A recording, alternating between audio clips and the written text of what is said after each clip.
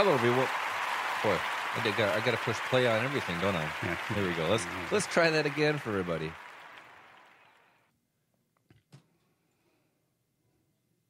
Welcome to the big show. This is Investing and Trading Live, sponsored by Online Trading Academy. If you're a first-time listener, thank you for stopping by. My name is Josh Lilquist, and we are happy to have you with us today. Boy, I'll tell you what, as always, I do have my good friend. Yes, Mr. Al is a good pal. You didn't even know that would rhyme today. But how are you doing today, Al? I'm doing just fine. I'm very impressed with your rhyming skills there. It's called improv. Sometimes whatever comes out is good or bad. It's called a flop. But I like to say is for my entertainment. Hopefully you find it entertaining as well. But good to have you on the show here today. We got a lot to cover here today. It was Fed Day this week on Wednesday.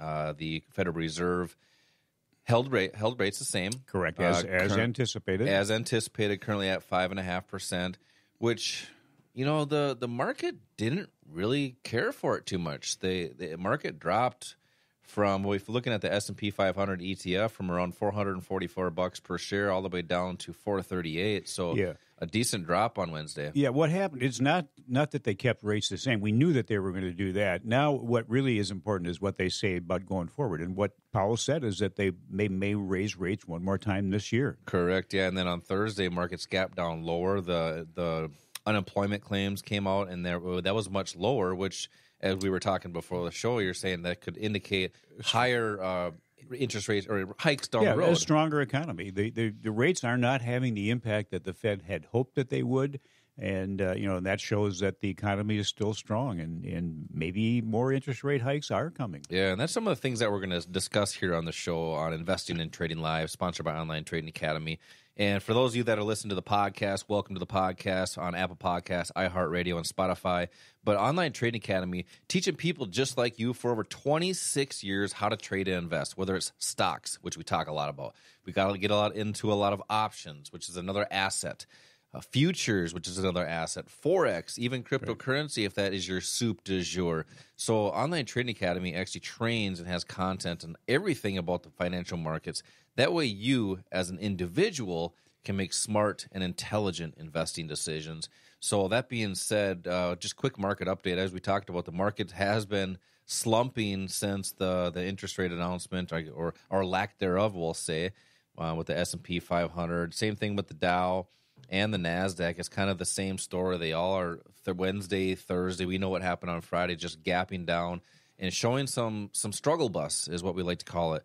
But you mentioned the talk with Powell. I think Powell, that was 1:30 on Wednesday, and it may or may not have indicated a few different things. I don't know if you got a chance to watch that, but what's your take on the markets, the interest rates staying the same, unemployment claims lowering, and could indicate potential rate hikes in the future? What's your thoughts, and how are you helping people navigate these markets and making smart investing decisions? Yeah, well, what we've been seeing so far is really it's a tug of war. It's a tug of war between people that think interest rates are going to come down and the Fed's going to start cutting their interest rates next year, and then those that believe that inflation is going to stay high for a while and that the Fed target is going to be harder to meet, so rates are going to stay high longer. The interesting thing, Josh, is that you have economists, trained financial analysts that are on both sides. Sure. What does that tell you? It tells you that people are just making guesses as to what's going to happen, and these are highly trained,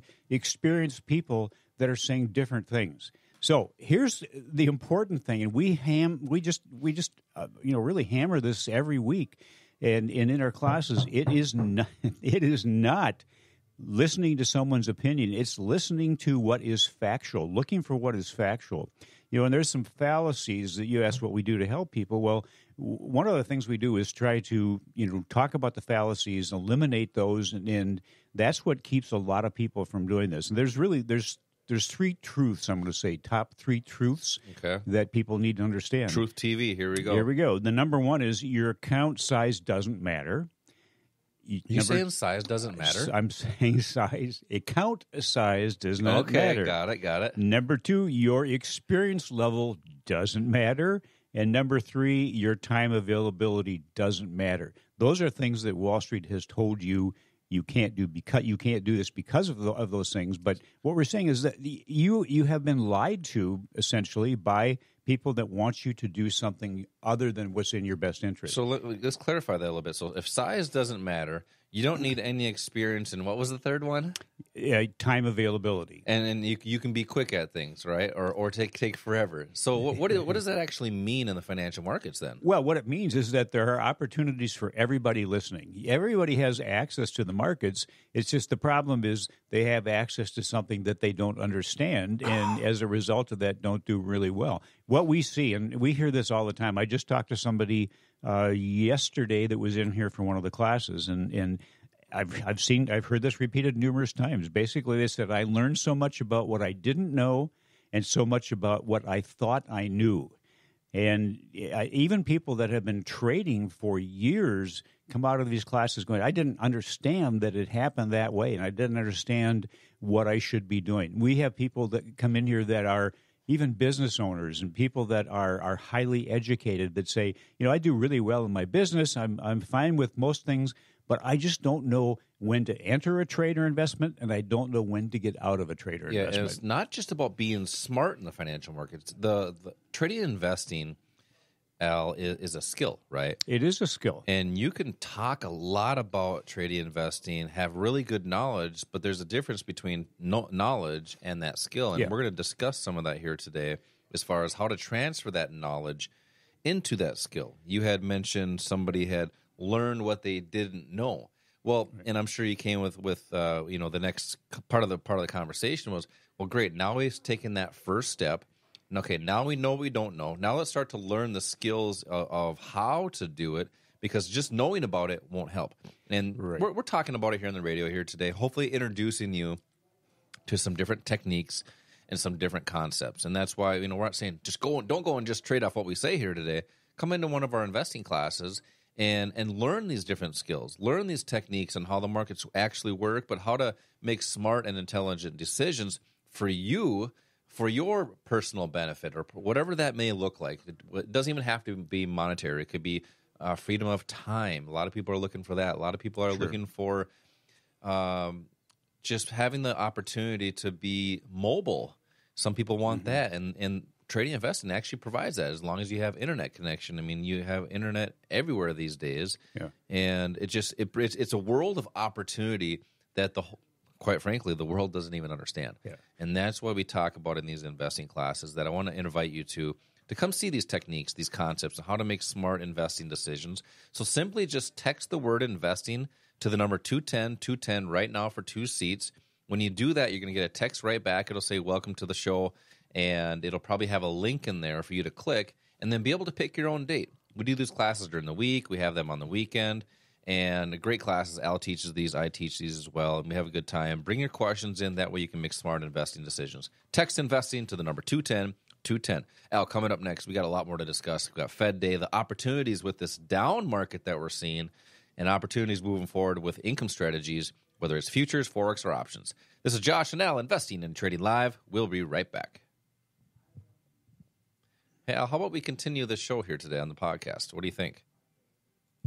Let's continue some analysis for our podcast listeners. We got a lot of people listening live right now. Okay, sure. And since we got a little bit of time before our next segment, because I don't think we'll have enough time to complete it, let's do a little bit of analysis on the market. So we had talked about, so we're on YouTube live right now, and we are on the podcast live right now. And I want to do some analysis as far as looking at, market is open now. It's about 8:40 here Central Time, and markets have gapped down. The S&P 500 currently at 434.98.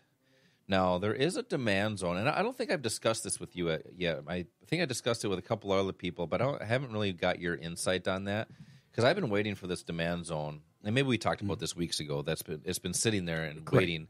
Correct me if I'm wrong if we talked about this, but what are your thoughts on this demand zone, and do you see this price continuing to drop, and then is it an opportunity to buy, or does it really matter which way the market goes? No, it really doesn't matter. When the market's going up or it's going down, especially when we have these big moves, that's really what we look for, because the markets, whether it's the S&P or the Dow or the NASDAQ or the Russell, they have these great movements.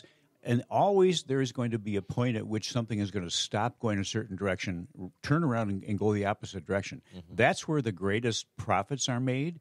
And to be able to identify that, you have to know, why is that going to happen? Why does price stop going down? The S&P 500 is going down. You mentioned a demand zone.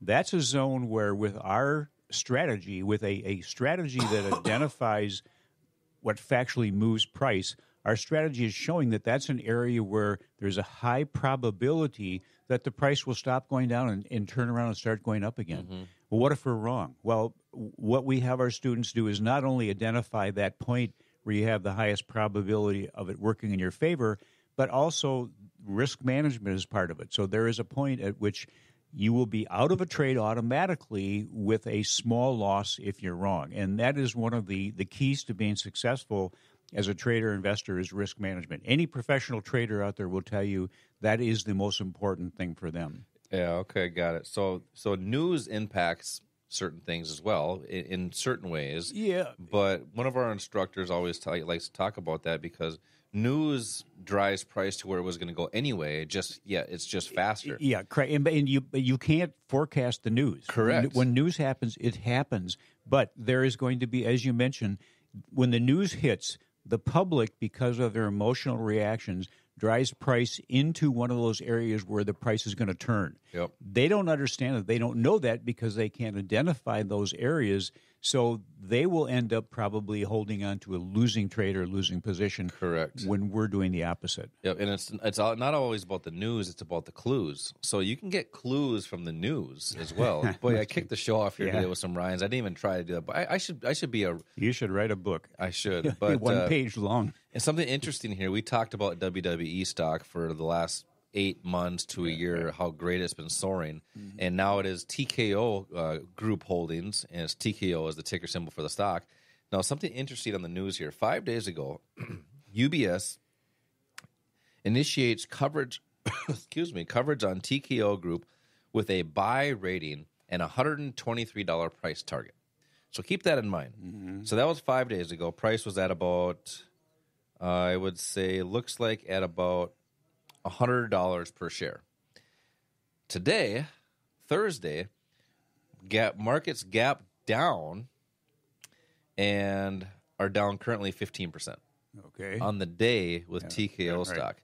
Now, sometimes you can look at the clues in the markets and see, is there supply or is there demand around the time when they say that? But it doesn't have to correlate with the news. It can be something totally opposite. And that's what I like to look for sometimes is, what is the news saying, trying to get the public to do?